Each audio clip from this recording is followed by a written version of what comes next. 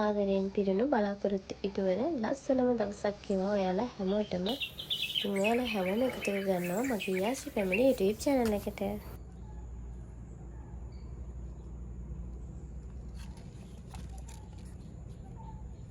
සනසීමෙන් ගෙවුණු ලස්සන දවසක් අරගෙන ඔන්න මම අදත් ආවා.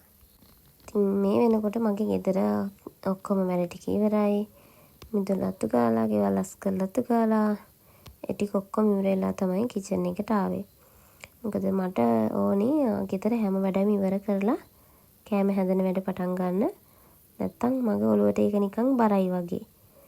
කෑම හදලා ගෙදර වැඩ කරන්නේ නැහැ මං කවමදාකවත්. ඉතින් අදත් වැඩ ගොඩක් තියෙනවා කරගන්න. කියන්නේ මං කොච්චර තනියම ගෙදර හිටියත් අනේ මන් දා 10 දෙනෙක් ඉන්නවා වගේ තමයි මට මේ ගෙදර වැඩ තියෙන්නේ. අපේ අම්මා මට නිතරම එහෙම තමයි කියන්නේ. මෙහෙම එකක් තියෙනවා. දැන් ගෙදරට කවුරු හරි ආවා කියන්නකෝ. එතකොට අපි ගෙවල් හැඩි කරගෙන නිකන් අපිරිසුදුව ඉන්නකොට අර එන කෙනාටත් හරි නිකන් කලකිරීමක් අප්‍රියාවක් වගේ එහෙම දැනෙනවනේ. ඉතින් අපි තැනකට ගියපුවාම පිළිවෙලට පිරිසුදුව නැත්තම් ඇත්තටම අපිට වතුර එකක් බොන්නවත් ඒක ඇතරින් හිතෙන්නේ නැහනේ. අනිත් අයට නම් මම දන්නේ මට නම් ඇත්තටම ඒක තියෙනවා. මං එහෙම වතුර එකක්වත් බොන්න කැමති නැහැ. ලොකුකම නෙමෙයි මං අර පිරිසුදුකම කියන එක ගොඩාක් බලන කෙනෙක්. මගේ වටේ තියෙන හැමදේම හරි පිරිසුදුව පිළිවෙලට තියාගන්න කෙනෙක්. ඉතින් කොයිම වෙලාවකවත් කවුරුවත් එනකොට දුවලා ගිහලා අස් කරන්න, අතු ගන්න එහෙම එකක් මට නැහැ. ඉතින් ඕනම කෙනෙකුට ඕන වෙලාවක ආවොත් එහෙම හරි ලස්සනට පිළිවෙලට මගේ ගෙදර හැම වෙලාවම තියෙනවා. මං ගොඩාක් වෙලාවට හිතන දෙයක් තමයි ගැහණු කෙනෙකුට තියෙන්න ඕනේ පිරිසුදුකම, පිළිවෙල, අර පිරිමැස්ම කියන මේ තුන. කෝපි එකකුත් හදාගෙන මං හැදුවේ අද උදේට ඉන්දියාප්ප හදන්න. ඊට කලින් මේ සීනි බෝතලේ හොදලා දාන්න ඕනේ කිව්වෙන් ගොඩ දවසක් ඉඳන් ඉන්නවා. ඕන්න අද මට ඒකට අවස්ථාව හම්බුණා. අතන මම මේ වැඩ කරනකොට මේ මට ටැංකියෙන් භාගයක් විතර වතුර යනවා. මොකද මට හැම වෙලාවම අත සෝදන්න, පිහ දාන්න ඔන්න ඕක අනිවාර්යෙන් ඕනේ. ඉතින් මං කිව්වනේ ඔයාලට මගේ කතාව කියන්නම් කියලා. දිගටම කතාව හැම තැනම කියන්න බැරි වුණා. මගේ කතාව සාමාන්‍යයෙන් කෙටි කරලා හරි මම කියන්නම්. මොකද මට ටයිම් එක නැහැනේ. මම බබත් එක්ක ඉන්න ගමන් තමයි වොයිස් කරන්නේ. ඉතින් සමහර අඩුපාඩු වෙයි. ඉතින් ඒතෙන් ලොකුවට හිතන්න එපා. අඩුපාඩු චුට්ටක් ඒට මේට කරගෙන කතාව අහමු.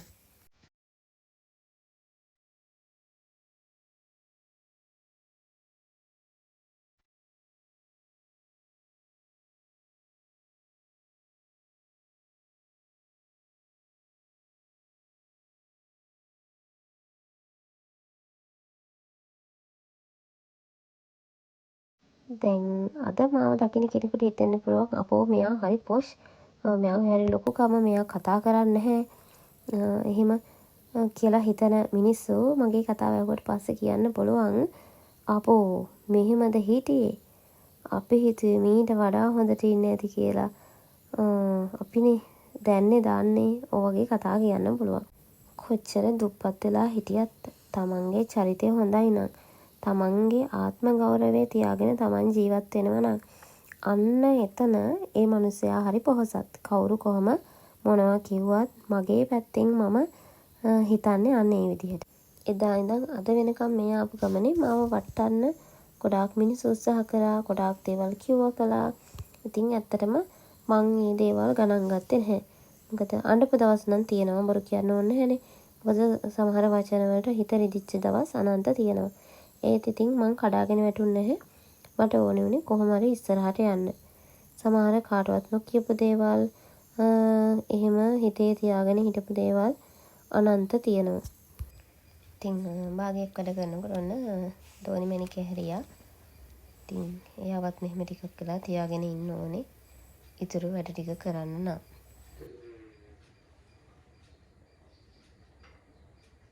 අම්මගේ හොඳ සුළංගේ නා බෝල කෙටේ.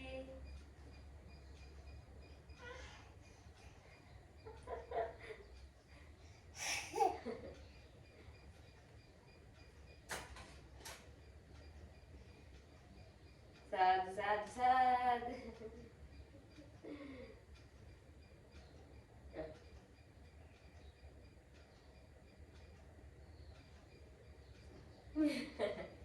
සුරංගනා වියම්මඩ මලෙන් උපම් ලියම්මඩ මගේ ගෙදර අම්මයි තාත්තයි මමයි නංගිලා දෙන්නයි මල්ලා දෙන්නයි හිටියේ. ඉතින් දැන් එක මල්ලි කෙනෙක් නම් ජීවිතුන් අතර නැහැ. එක්කෙනෙක් නම් ඉන්නවා. ඉතින් දැන් මට ඉන්නේ සහෝදරයෝ 3 දෙනයි. නැති වෙච්ච හේතුව කලින් කියන්නම්.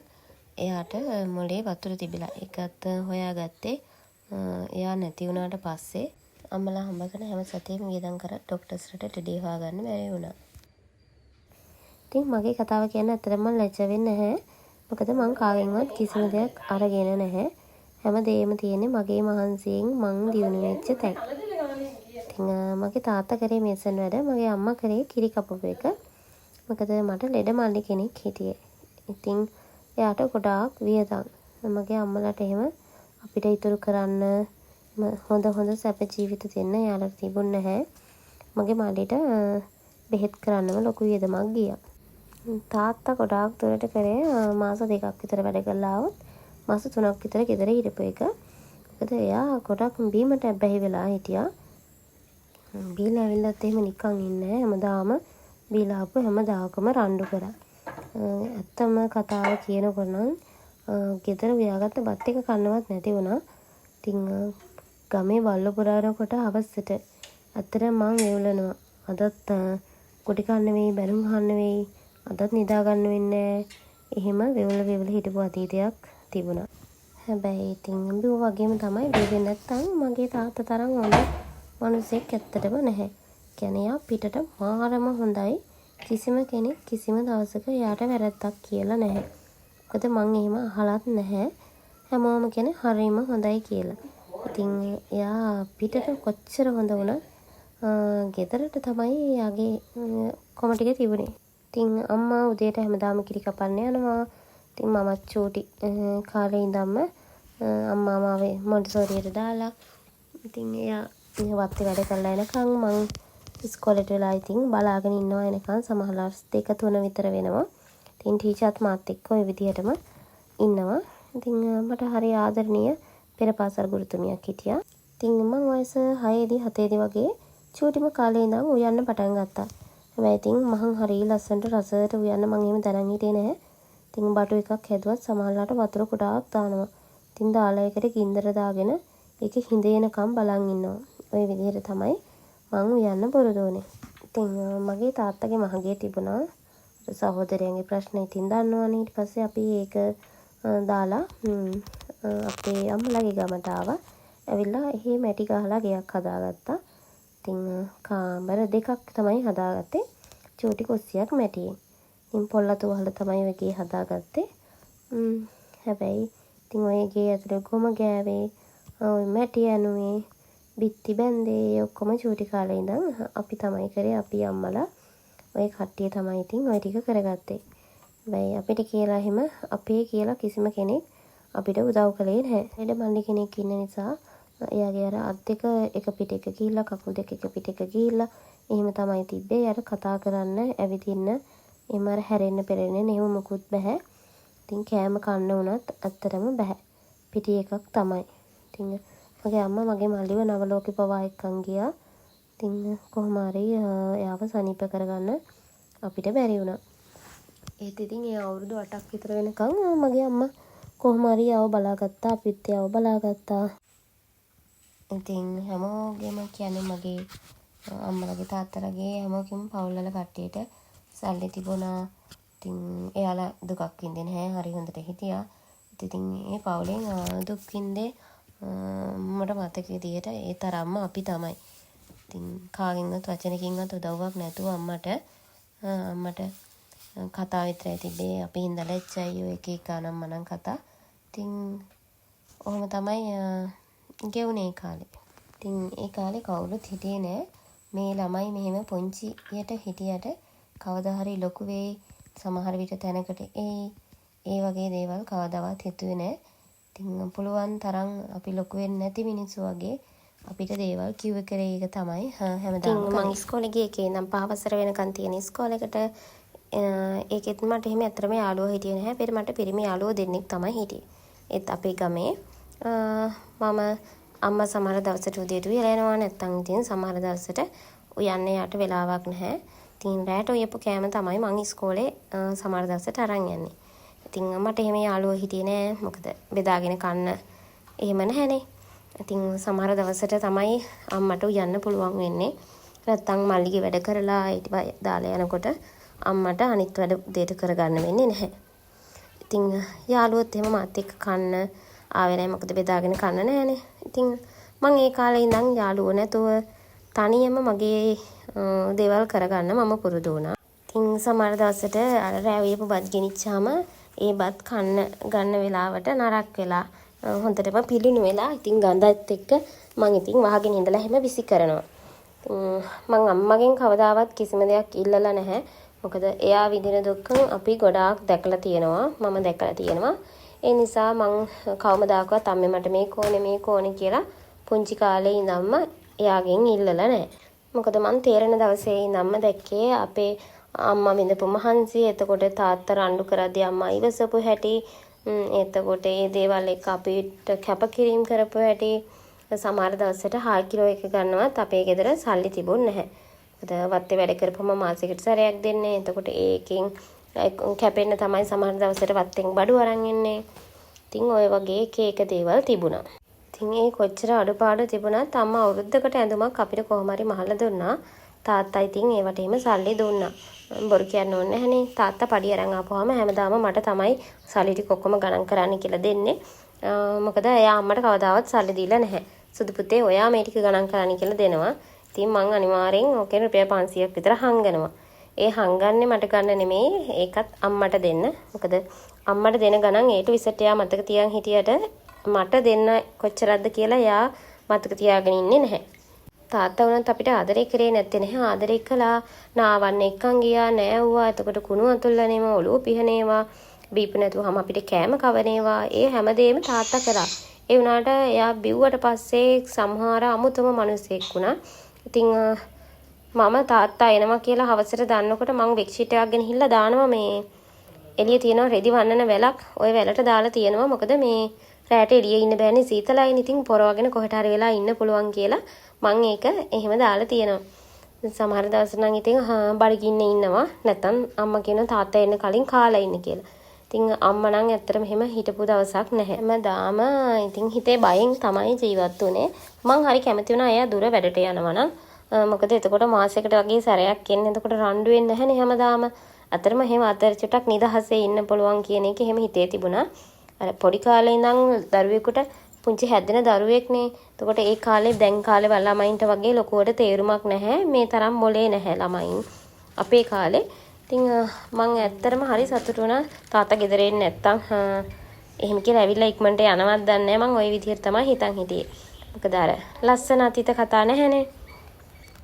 සමා වෙන්න මේ වීඩියෝ එක මම මෙහෙම කියාගෙන ගියා. මම ඔයාලට කලින් පෙන්නුවා බඩ වගේක් තම්පලා වගේ. ඉතින් මගේ හස්බන්ඩ්ගේ තාත්තා ආවා මම බලන්න.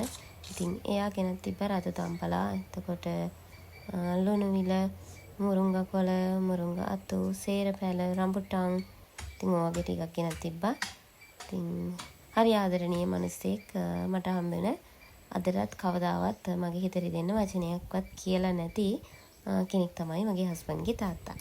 ඉතින් මම කතාව කියන්නම්කෝ. සමහර දවසට තමයි ඉස්කෝලේ යනකොට කෑම ගෙනියන්නේ. මොකද මට එහෙම යාළුවෝ හිටියේ නැහැ. පිරිමිමයි දෙන්නෙක් මට හිටියා යාළුවෝ.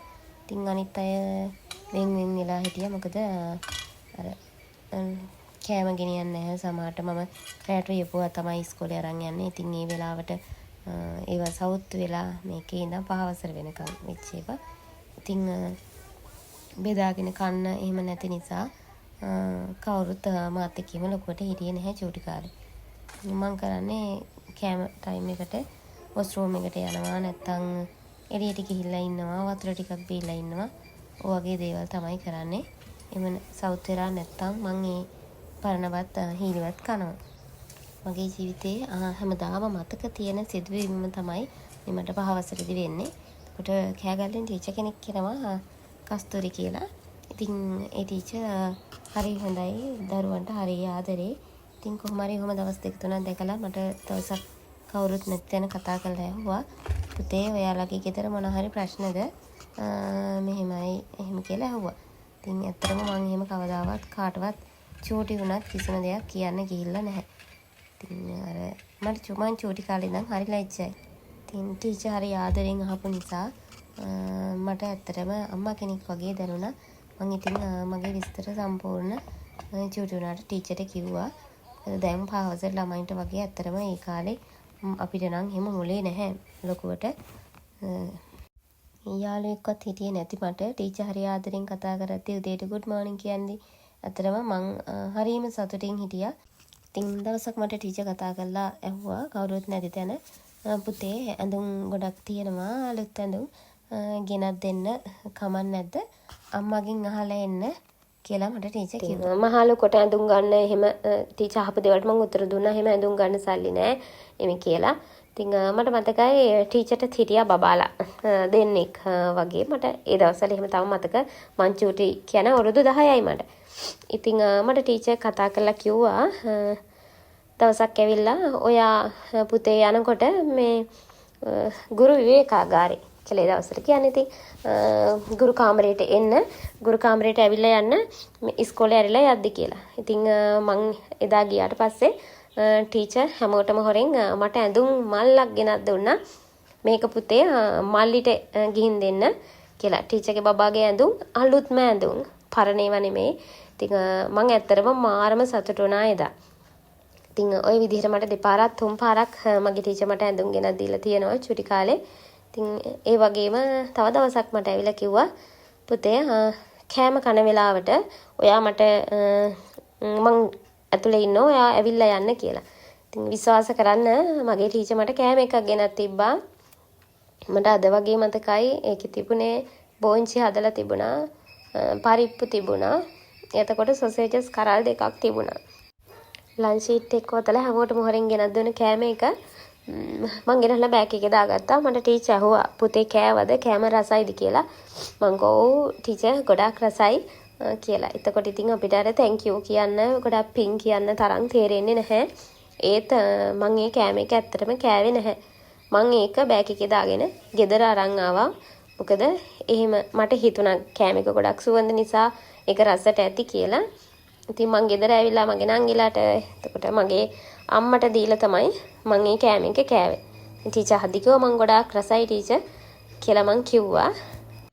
ඉතින් අන්න එදා මගේ ජීවිතේ ඒ වෙච්ච සිදුවීම දැනට අවුරුදු 15කට 20කට විතර කලින් අවුරුදු 20ක් 23කට විතර කලින් වෙච්ච සිදුවීමක්. අදටත් මට ඒ කෑම එකේ රස, ඒ කෑම එකේ සුවඳ, මට ගෙනත් දුන්න විදිය, ටීචර්ගේ හිනාව කිසිම දවසක අමතක වෙන්නේ නැහැ. මං හැමදාම මගේ ටීචර්ට කොහේ හරි ඉන්නවනම් මට උදව් කරපු කෑම වේලක් හරි දුන්න හැම කෙනාටම ගොඩාක් පින් දෙනවා, ගොඩාක් ස්තුතිවන්ත වෙනවා. මං අසරණ වෙච්ච වෙලාවේ මට උදව් කරපු එකට අපේ කට්ටිය එතකොට කළේ කවුරු හරි ගෙවල් වලට ඒගොල්ලන්ගේ නෑදෑ ගෙවල් වලට ආපුවාම අපේ ගේ කාවින් එක්කන් යන්න බෑ ලැජ්ජයි.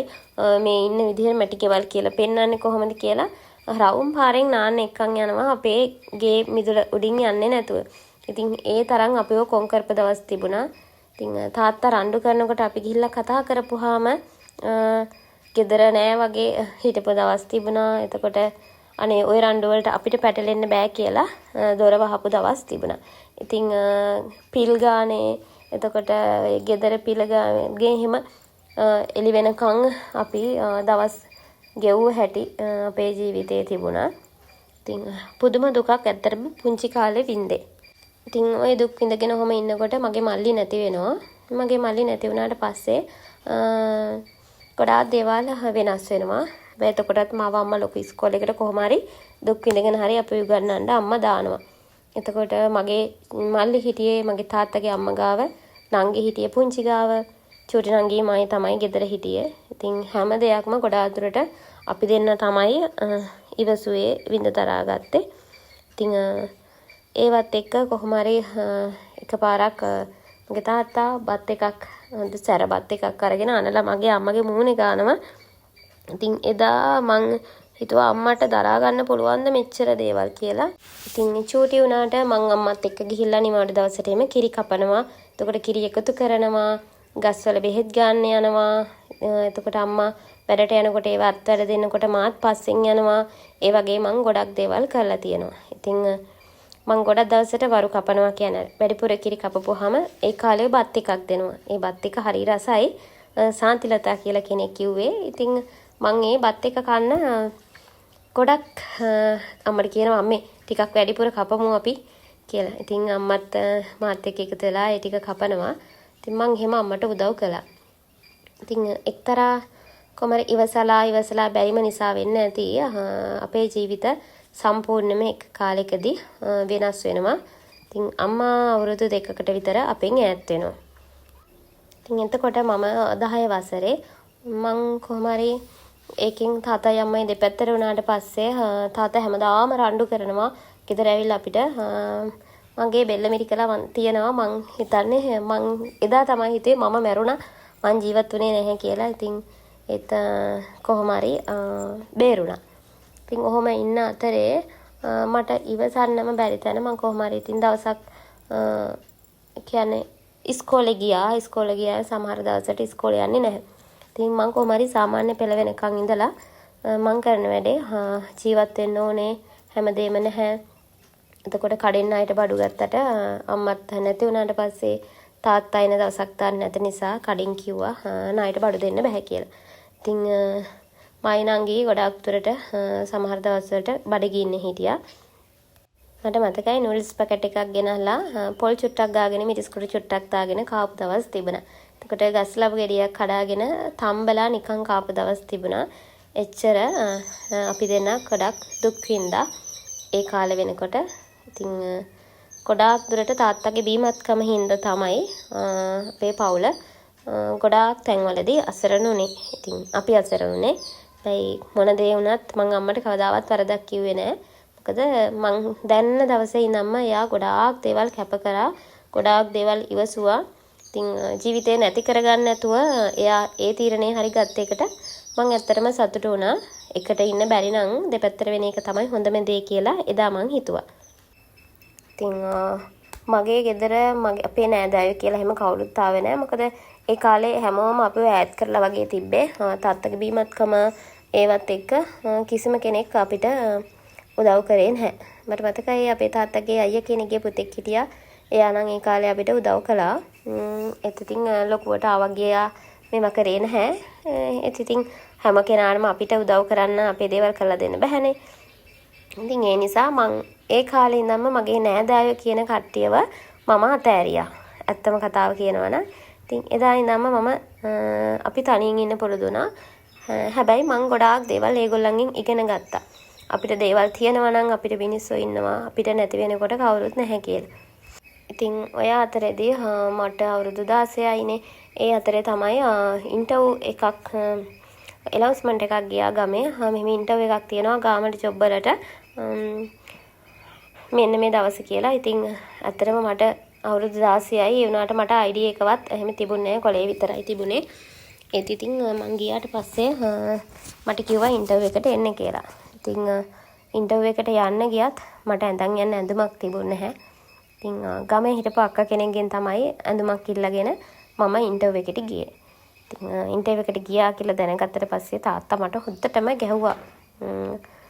කියන්නේ හුස්ම ගන්න බැරි වෙනකන් ගැහුවා.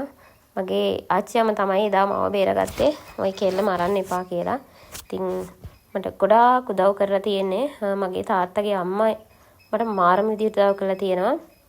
කවදාවත් අපිව බඩගින්නේ තියලා නැහැ. පුදුම විදිහට උදව් කරපු මං අදටත් ආදරය කරන ගරු කරන මිනිසෙක් මගේ තාත්තගේ අම්මා. කවමදාකවත් අපිට වෙනසක් කරලා නැහැ. මං දන්න දවසේ ඉඳන් එකම විදිහට එයා නොකෑවත් අපිට කන්න දුන්නා. මගේ අම්මටත් ගොඩාක් ආදරය කරපු කෙනෙක් තමයි එයා. ඉතින් එයාත් ලෙඩ වුණා. එයාත් ඇඳක් පාල්ලේ වැල්ලක් කකුල කැඩිලා ඉතින් කොහොම හරි අසනීප වෙලා ඉඳලා එයාටත් කවුරුත් නැති වුණා කොහොම හරි. ඉතින් එයා නැති වුණා. එයා නැති වෙනකොට එයාගේ මල ගෙදර වැඩ කටයුතු ඇත්තටම මං තමයි කළේ. ඒ කියන්නේ මං එතකොට මං ගාමට ජොබ් එකට යනවා. ඉතින් මට අවුරුදු 16ක් වුණාට මට හිතා ගන්න බැරි ලක් එකක් ආවා. ඒ දවසේ මාව ඉන්ටර්විව් එකෙන් තෝරාගත්තා. අවුරුදු 16ක් වුණාට. ඒ කාලේ එහෙම 18 කියලා එහෙම එකක් නැහැ. අර මොනවා හරි දෙයක් වුණාම කියන්නේ ඔඩිට් එකක් එහෙම තියෙනකොට හංගන එක තමයි කරන්නේ. නැත්තම් වෙන මොකුත් නැහැ. මං හොස්ටල් නතර වෙලා මගේ ජොබ් එකට ගියා. ඉතින් මම සමහර දේවල් කරා මගේ නංගි වෙනුවෙන්. මට පුළුවන් දේවල් ටික මම කළා. ඉතින් කොහොම හරි ඔහොම ඉන්නකොට තාත්තත් ගෙදර ආවා ගියා. මාත් හොස්ටලින් ඉඳලා හිටලා ගෙදර ගියා. ඔය අතරේ ඔහොම ඉන්නකොට මගේ නංගිලා දෙන්නම මැරි කරා. ඉතින් මං පොඩි දවසේ ඉඳන් ජීවිතේට ගොඩාක් දේවල් ඉගෙන ගත්තා. ගොඩාක් දුක් විඳා බඩගින්න හිටියා. අඬපු දවස් තිබුණා. මට යාළුවෝ හිටපු දවස් තිබ්බා. මිනිස්සු අපිව කොන් කරපු කාලා තිබුණා. මැරෙන්න තරම් හිටපු දවස් අනන්ත මගේ ජීවිතේ තිබ්බා. ඉතින් කොහොම හරි මං හොස්ටල් ඉන්න ගමන් මගේ ඉස්සරවම පඩිය මට තිබුණේ 6332යි. අදටත් මතකයි. ඉස්සරවම පඩියෙන් මං 4000ක් අරන් ගිහිල්ලා බඳිනවා ගෝල්ඩ් චේන් එකකට. මොකද මට මතකයි මගේ පුංචිගේ ගෙදර මං ගොඩක් වැඩ කළා දුන්නා ඒ කාලේ. පැයක් චේන් එක දාගෙන ඉන්න. ඉතින් මං ඒ ආසාව නිසාම ඉස්සෙල්ලාම පඩියෙන් ගිහිල්ලා චේන් එකකට සල්ලි බැන්දා. ඉතින් ওই විදිහට මං සල්ලි බැඳලා කරාම දෙකක්, එතකොට මුද්දක්, පෙන්ඩන්ට් එකක්, මාලයක් ඒ විදිහට හදාගත්තා. මට මතකයි රන්මුතු ජුවලර්ස් එක ඒ කාලේ තිබ්බ. ඉතින් එයාලා කිව්වා එයාලට තියෙන විදිහට ඔයා සල්ලි බඳින්න කියලා. ඉතින් ඒගොල්ලොත් මම පුංචි නිසා මට ගොඩාක් සපෝට් කරා මේ දේවල් වලට. මට කලින් කියන්න බැරුණා. ඉතින් මං ඉස්සර මේ ආවට පස්සේ ඒවත් එක්ක නංගිලා බන්ත්මරි කරන්නේ කලින්. එතකොට ගෙදර ඉන්නකොට එයා බිග් ගර්ල් කෙනෙක් වෙලා හිටියේ නෑ. ඉතින් එයාට කරාම දෙකක් මුද්දක් එයාට අවශ්‍ය දේවල් මං එතකොට ටිකටක හදලා තිබ්බා. මොකද මං දැනගෙන හිටියා අපිට සල්ලි නැහැ. කියන්නේ එකපාර කරන්න සල්ලි නැහැ කියලා. ඉතින් තාත්තා ඒ දවස්වල ඇවිල්ලා මට මතකයි මං ඉන්න තැනට ඇවිල්ලා ඒව අරන් ගියා. ඉතින් පුංචි තමයි ඒ දේවල් කළේ. ඉතින් කොහොම හරි ඔහොම ඉන්නකොට තමයි එයා මැරි කළේ. ඉතින් අවුරුදු 18 වෙනකොට මං ගොඩාක් දුරට මගේ බඩු ටික හදාගත්තා. රත්තරන් බඩු ටික. හැබැයි මට අර පවුලක් කියන එක කවදාවත් තිබුණේ නැහැ. හැමෝම තැන් වල හැම කෙනාම පින් වෙලා හිටියේ. කිසිම කෙනෙක් එක තැන හිටියේ නැහැ. ඉතින් මම නිවාඩු දවසට කරන්නේ හොස්ටල් එකට වෙලා ඉන්න එක. මම ගෙදර යන්නෙම නැති තරම්. ඒත් ඉතින් ඒ වැඩපලේ වැඩ කරද්දී ගොඩක් දුරට සමහර දතුරු උදේ ගියාම රෑ එළි වෙනකොලුත් වැඩ කරලා පහවදා දවල්ුත් වැඩ කරලා පහවදා එළි වෙනකොලුත් වැඩ කරන්න සමහර දවස්වලට තියෙනවා. ඉතින් පඩි අඩුයි. ඉතින් මට හිතුණා මේකේ ඉන්න එක තේරුමක් නැහැ කියලා. මං කොහොම හරි ඒකෙන් අයින් වෙනවා. ඊට පස්සේ ඒකෙන් අයින් වෙලා මං MS එකට ජොයින්ට් වෙනවා. ඉතින් MS එකට මම මුලින්ම ජොයින්ට් වෙන්නේ මැෂින් ඔපරේටර් කෙනෙක් විදියට. මැෂින් ඔපරේටර් කෙනෙක් විදියට මං අවුරුදු 3ක් විතර වැඩ කරනවා. එතනදී මං කොහොම හරි ජම්ප යනවා. එතකොට ඒ යන්නේ කිලිනොච්චියට. කිලිනොච්චියේ මම ජම්ප විදියට වැඩ කරලා ඊට පස්සේ මං ට්‍රේනින් ටෙක්නීෂියන් වෙනවා. ට්‍රේනින් ටෙක්නීෂියන් මාස 6ක් වගේ වෙන්නේ. ඊට පස්සේ මම ටෙක්නීෂියන් කෙනෙක් වෙනවා. ඉතින් එතකොට මගේ කියන්නේ නිදහස ඒවා ගොඩක් අඩු වෙනවා. ඉතින් ගොඩක් වැඩ වැඩි වෙනවා. ඉතින් කොහොම හරි මගේ ටාගට් එක තිබුණේ කොහොම හරි උඩට යන එක පැත්තකින් එකක් අනිත් එකේ මගේ ගෙදර වැඩ ටික කරගන්න එකක්. ඉතින් කොහොම හරි හැල හැප්පීම් එක අනිත් එක මට වැඩ කරන්න තිබ්බ දෙමළ ළමයි එක්ක. ඉතින් මං කොහොම හරි ඉන්න ගමන් දෙමළ ඉගෙන ගන්නවා. ඉතින් ඇත්තටම ගොඩක් අභියෝග වලට මුහුණ දෙන්න වෙනවා. ඉතින් කොහොම හරි අර දුක් විඳපු හැටියට තමන්ගේ හිතේ තියෙන ටාගට් එක ලොකුයිනේ. ඉතින් කොහොම හරි ඒක ඇචීව් කරගන්නවා මම ඒ අතරේදී. මගේ ජොබ් එක නිසා මම ගොඩක් දේවල් ඉගෙන ගන්නවා. එතකොට අභියෝග වලට මුහුණ දෙන්න පුරුදු වෙනවා. ඉතින් මම මගේ ගෙදර පැත්තෙන් හදන වැඩ වලින් ඉස්සරහට යනවා වගේ මම ජොබ් එකෙත් මට පුළුවන් තරම් ඉස්සරහට ගියා. ඉතින් මට හිතුණා එතනින් එහාට යන්න ගොඩක් අමාරුයි. අමාරුයි කියන්නේ අර හිතේ නිදහස ඇත්තෙම නැහැ. තමන් උඩට යන්න කොටක් අමාරුයිනේ. ඉතින් කොහොම හරි මම මැරි කරන එකත් එක්ක තමයි ජොබ් එක නතර වෙන්නේ. ඉතින් මං MS එකේ අවුරුදු 13ක් වැඩ කරනවා. ඉතින් මං ඉඩම ගන්න ඉස්සරෝම ලෝන් එකක් දානවා පෑන් ඒෂියා එකේ ලක්ෂ 6ක. ඊට පස්සේ වැඩ කරන ගමන් මං ඉඩමත් අරගෙන එතකොට ලක්ෂ 6ක් ගත්තට අවුරුදු 5ක් විතර ගෙවන්න වුණා. හේතුව වැඩිපුරත් ඉතින් ලක්ෂ 2-3ක් ඒ දවස්වල අපි ගෙව්වා. ඒත් ඉතින් අර අපිට ණයට දෙන්න කවුරුවත් නැහැනේ. ඉතින් බැංකුව හරිය අපිට උදව් කරපුවා කියන හරි සතුටු වෙලා මං කොහොම හරි ඒක අරගෙන මගේ හීනි හැබෑ කරගත්තා. ඉතින් ඒ දවස්වලම තාත්තා නැති වෙනවා.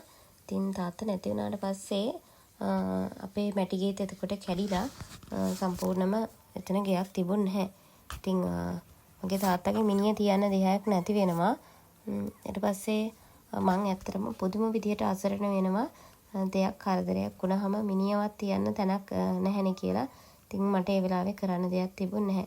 ඉතින් අපි පුංචිට කතා කරාට පස්සේ පුංචි කැමති වුණා එහෙ තාත්තගේ මිනිහ තියන්න. ඉතින් එහෙ තියලා තමයි අවසන් කටයුතු ඔක්කොම කරේ අපිට කියලා තැනක් නැති නිසා. ඊට පස්සේ තාත්තගේ දාන දීලා වැඩි ඉවර වෙලා මොකද අපි එතකොටත් හිටියේ බෝනිමක.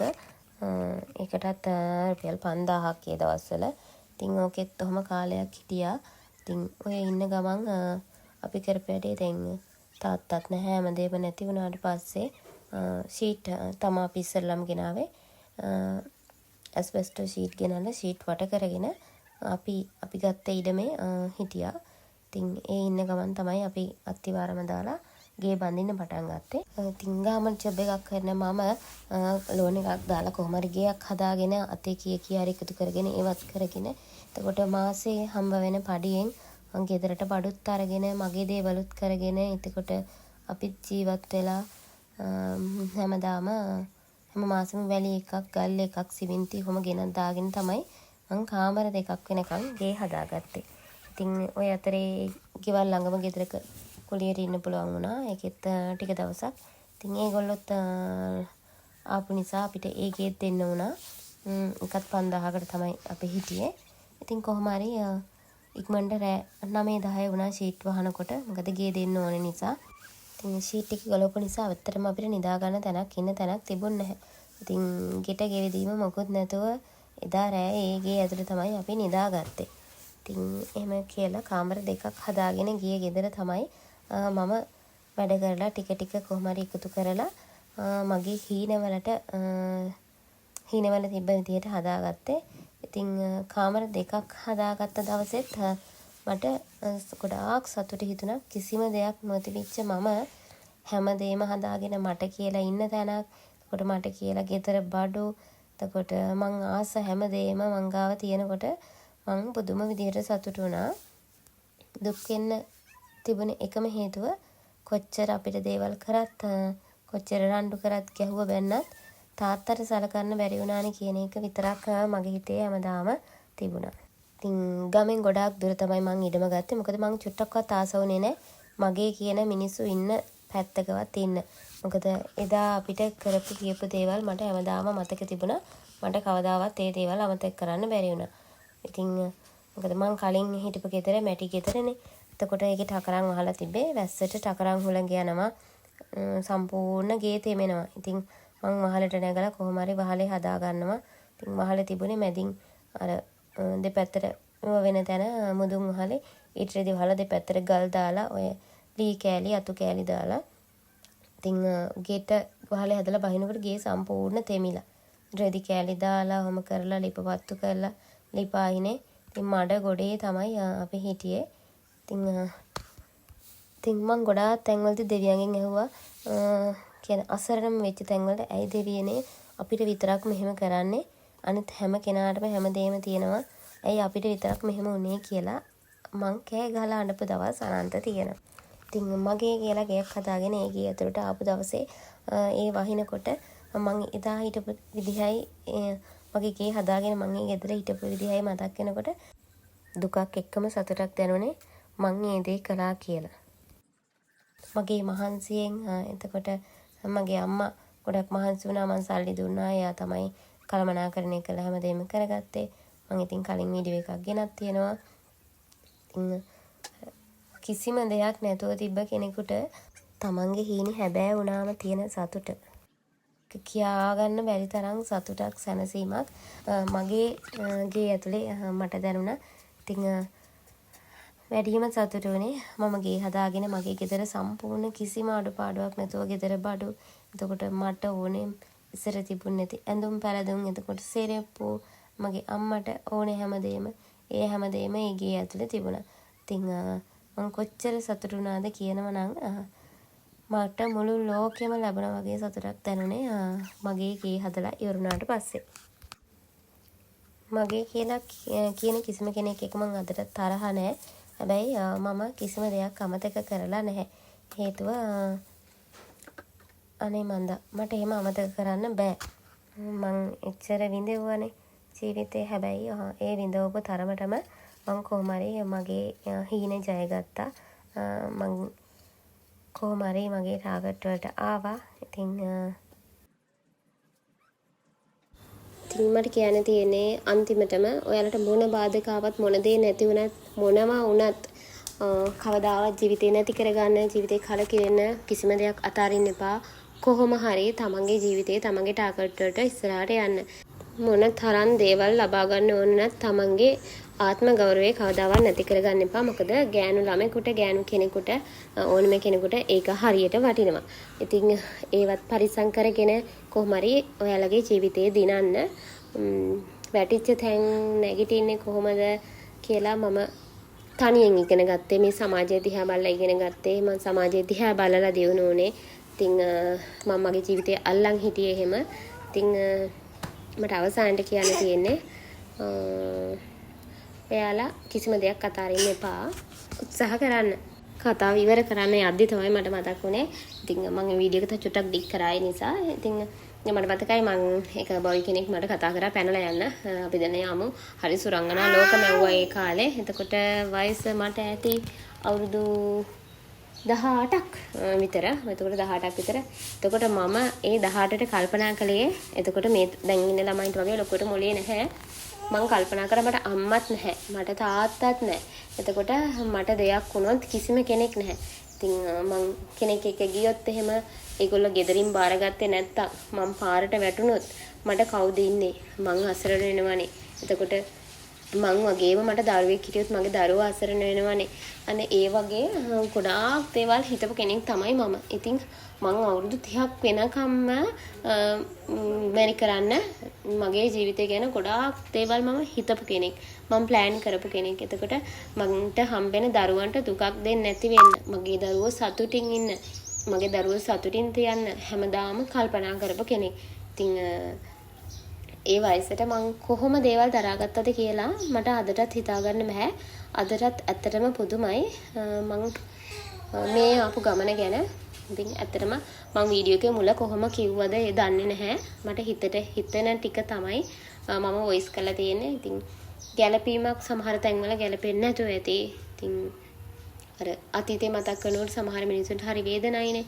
මටත් ගොඩාක් වේදනාකාරී තැන් තියෙනවා. ඉතින් මේ හැම තැනක්ම මම වාගෙන තමයි මේ හැමදේම වොයිස් කරේ.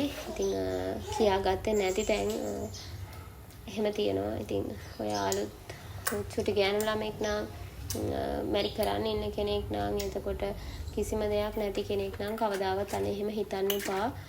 කොහොම හරි චුට්ට ඉස්සරහට එන්න. නැති වෙන දේවල් ගැන හිතන්න එපා. තියෙන දේ ගැන හිතලා සතුටු වෙන්න.